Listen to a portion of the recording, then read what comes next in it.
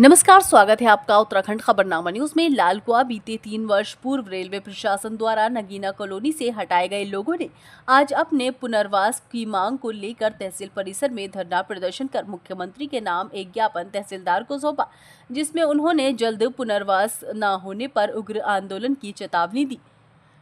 यहाँ उत्तराखंड बेरोजगार संगठन के प्रदेश अध्यक्ष प्रकाश उत्तराखंडी के नेतृत्व में पहुंचे नगीना कॉलोनी के सैकड़ों प्रभावित लोगों ने तहसील परिसर में धरना प्रदर्शन कर मुख्यमंत्री के नाम ज्ञापन तहसीलदार को सौंपा।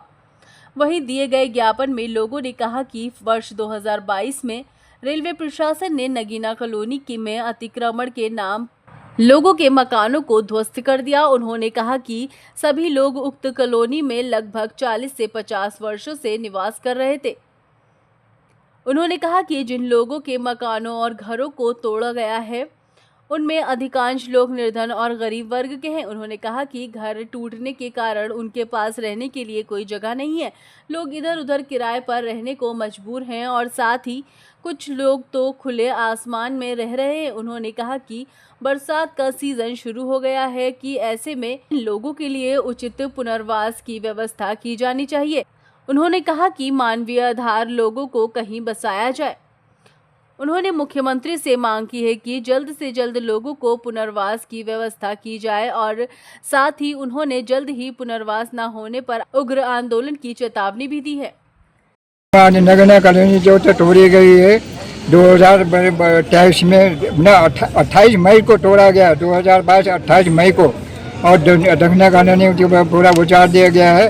तो उनके बारे में हमें धरना पसंद करना है और हमको अभी भी कोई मिलने का कोई आश्वासन नहीं मिला है, इसलिए हम यहाँ पे हमें आवाज़ उठाना पड़ा है।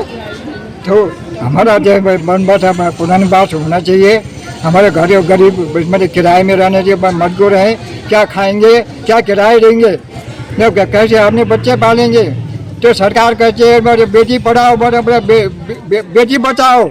यहाँ तो ऐसा हो रहा है बेटी मारो और बेटी को पढ़ाओ नहीं बेटी को मारो, ऐसा हो रहा है।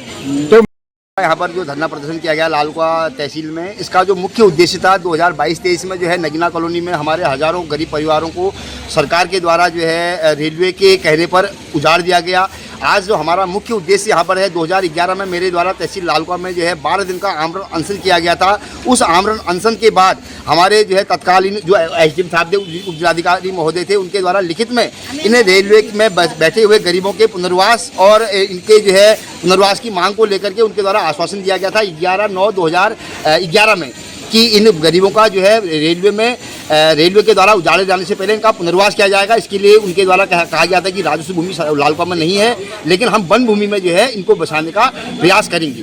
तो आज उसी मांग को लेकर के हमारा जो है स्थानीय विधायक भी मोहन सिंह बिष्ट जी भी आए थे, उनको भी हमने अवगत करा दिया है और सरकार को भी हमने जो है तहसीलदार महोदय लालकुआ के द्वारा ज्ञापन भेज दिया गया है कि तत्काल जो है इन गरीबों के पुनर्वास की सरकार यदि व्यवस्था नहीं करती है तो फिर हम जो है इन गरीबों के लिए अपने आमरण अनशन से लेकर के पुनः जो भी हमको जो है धरना प्रदर्शन से लेकर के जो भी मूवमेंट करना पड़ेगा, अपने प्राण भी यदि हमको इन गरीबों के लिए देने पड़ेगा, हम तो जो है पीछे रहने के लिए तैयार हैं। कहीं इतने तैयार नहीं है, हम जो है गरीबों के लिए अपनी जान भी दे देंगे और हम चाहते हैं कि इनका पुनर्वास हो। सरकार ने आश्वासन दे रखा है 2011 में